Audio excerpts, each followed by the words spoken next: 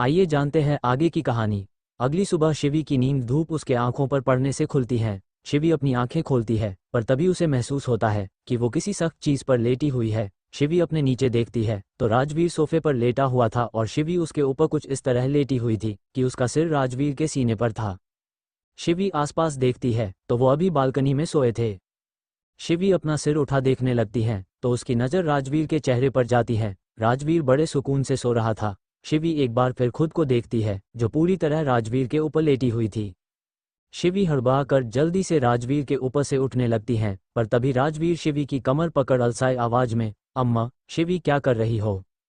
उसकी बात सुन शिवी हैरानी से राजवीर को देखने लगती हैं, तो राजवीर भी अपनी अधखुली आंखों से उसे देख रहा था। उसे ऐसे देख शिवी जल्दी उसके ऊपर से उठने लगती हैं, पर उसकी जल्दी की वजह से और सोफा छोटा होने के वजह से राजवीर और शिवी दोनों सोफे से नीचे गिर जाते हैं। राजवीर और शिविर दोनों सोफे से नीचे गिरते हैं और इस बार शिवी नीचे और राजवीर उसके ऊपर था। नीचे गिरने के वजह से शिवी को हल्की चोट लग जाती है और उसके मुंह से आह निकल जाती हैं। राजवीर जल्दी से शिवी के ऊपर से उठता है और शिवी को देखने लगता है। राजवीर शिवी को उठा के सोफे पर बैठा देता है और फिर उसे पूछता है, शिवी कहाँ लगी? उसके सवाल पर शिवी उसे देख मना करते हुए, नहीं, मुझे नहीं लगी है। उसकी बात सुन राजवीर उसे घूरते हुए, बताओ, पर तभी शिवी उसे यही कहती है कि उसे चोट नहीं लगी है और वो ठीक है। इतना बोल शिवी अपनी जगह से उठती है, पर तभी वो अपनी कमर पकड़कर आ जाती हैं। शिवी के कराहने की आवाज़ सुन राजवीर जल्दी से उसे पकड़ हल्के गुस्से से, अभी बोलोगी चोट नहीं लगी है? उसकी बात सुन शिवी अपना सिर झुका लेती है, तो राजवीर उसे पकड़, बताओ कहाँ लगी है? राजवीर के सवाल पर शिवी वैसे ही सिर झुकाए हुए धीमे से कमर। उसकी बात सुन राजवीर शिवी को अपनी गोद में उठा कमरे के अंदर बढ़ जाता है। राजवीर शिवी को सीधा उसके कमरे में लेकर आता है और आराम से उसे बेड पर लिटा देता है। शिवी को लिटाने के बाद राजवीर कमरे में पेन रिलीफ स्प्रे ढूंढने लगता है, जो उसे नहीं मिलता है, पर उसे बाम मिल जाती हैं। राजवीर बाम लेकर शिवी के पास आता है और उसे पेट के बल लेटने बोलता है। उसके हाथ में बाम देख शिवी, इसकी जरूरत नहीं है, मैं ठीक हूँ। उसकी बात सुन राजवीर उसे घूरने लगता है, तो शिवी पेट के बल लेट जाती हैं। शिवी के पेट के बल लेटते ही राजवीर शिवी के पास बैठ उसके टी शर्ट को कमरे से थोड़ा ऊपर करता है। राजवीर जब ये कर रहा था तब उसकी उंगलियां शिवी के कमर पर छू रही थी, जिस वजह से शिवी से हट जाती हैं। राजवीर शिवी से, कहाँ दर्द है बताना। इतना बोल वो शिवी की कमर पर एक जगह हाथ रख पूछता है, क्या यहाँ दर्द है? उसके छूने से शिवी अपने हाथ से कुशन पकड़ लेती है और मना कर देती है। उसके मना करने पर राजवीर कुछ और नीचे हाथ कर फिर से शिवी से पूछता है, तो शिवी दोबारा मना कर देती हैं। राजवीर तीसरी बार और नीचे छुकर पूछता है, क्या यहाँ? उद्धरण चिन्ह। इस बार शिवी अपना सिर हाँ में हिला देती है, तो राजवीर बाम अपनी उंगलियों में लेकर शिवी की कमर पर लगा हल्के हल्के मसाज करने लगता है। राजवीर के हाथ को अपने कमर पर महसूस कर शिवी के बदन में सिरहन होने लगती है। शिवी अपनी आंखें बंद कर बेडशीट को कस के पकड़ लेती है। राजवीर जो शिवी की कमर पर बाम लगाते हुए अपना ध्यान हटाने के लिए अपनी नज़रें घुमा लेता है, तभी उसकी नज़र शिवी के चेहरे पर जाती है। शिवी को ऐसे देख राजवीर के चेहरे पर एक मुस्कान आ जाती है। राजवीर कुछ देर मसाज कर शिवी का टी शर्ट ठीक कर उसके कान के पास आकर धीमे से, डोंट वरी, मुझे मेरी लिमिट पता है जाना। इतना बोल वो उसके गाल को चूम आगे बोलता है, कुछ देर ऐसे ही रहना, ठीक हो जाने के बाद उठ जाना। इतना बोल राजवीर शिवी के कमरे से बाहर चला जाता है। राजवीर के कमरे से बाहर जाने के बाद शिवी शर्माते हुए कुशन में अपना सिर छुपा लेती है। दूसरी तरफ प्रतीक अपने घर में सोफे पे बैठा किसी गहरी सोच में डूबा हुआ था। तभी वहां माया आती है। माया आकर सीधा प्रतीक के साथ बैठ जाती है। माया के बैठने पर प्रतीक उसे देखने लगता है तो माया बोलती है, प्रतीक, तुम जैसा सोच रहे हो वैसा कुछ नहीं है, वो सिंगर राजवीर नहीं है। उसकी बात सुन प्रतीक माया को घूरते हुए, मैंने तुमसे ये नहीं पूछा कि वो राजवीर है या नहीं है, मैंने तुम्हें बस इतना कहा था कि राजवीर का पता लगाकर मुझे बताओ।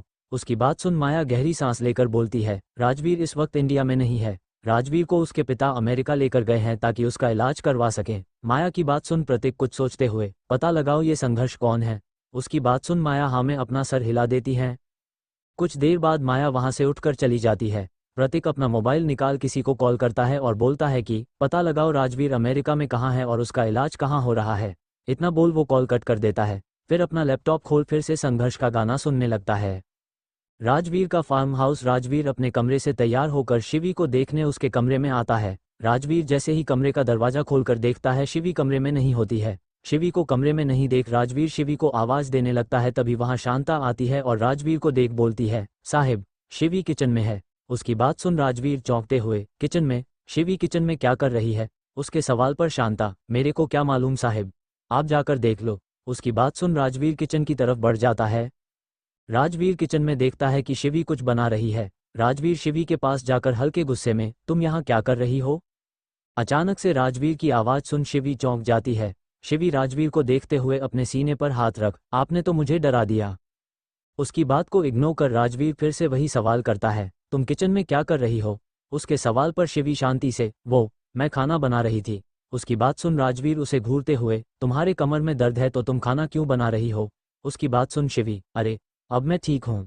इतना बोल वो फिर से खाना बनाने लगती है। राजवीर उसका हाथ पकड़ उसे रोक बोलता है, मुझे कुछ नहीं पता, बस तुम काम नहीं करोगी। इतना बोल वो शिवी का हाथ पकड़ उसे किचन से बाहर लेकर आता है। तभी शिवी उससे कहती है, ये क्या कर रहे हैं आप? मुझे खाना बनाना है। उसकी बात सुन राजवीर, तुम क्यों खाना बना रही हो? शांता बना लेगी। इतना बोल वो शांता को देख, शांता तुम जाओ किचन में खाना बनाओ। उसकी बात सुन शांता अपना सिर हिला किचन में चली जाती है।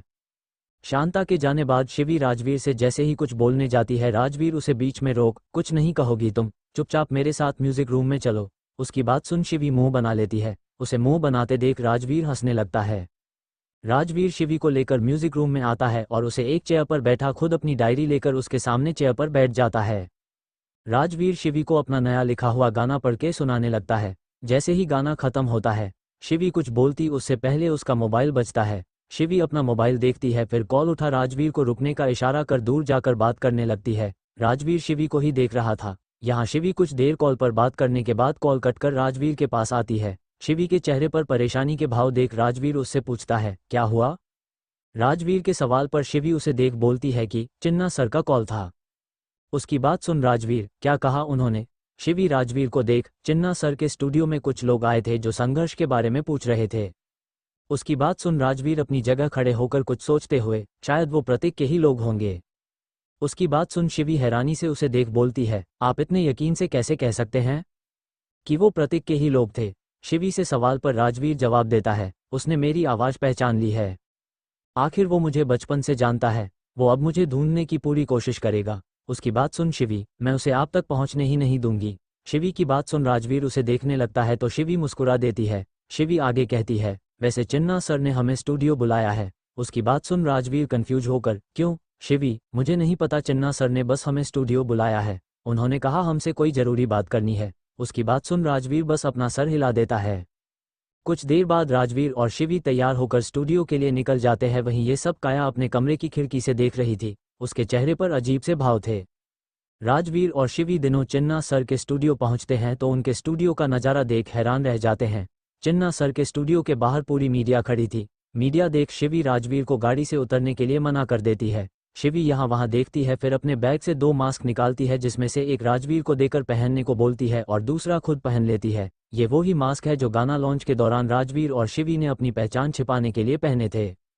शिवी और राजवीर दोनों मास्क पहन गाड़ी से उतर स्टूडियो के अंदर की तरफ बढ़ जाते हैं जहां कुछ सिक्योरिटी गार्ड उन्हें मीडिया से बचाते हुए स्टूडियो के अंदर लेकर जाते हैं। हालांकि दोनों मास्क पहने हुए मीडिया के कैमरे में कैद हो जाते हैं।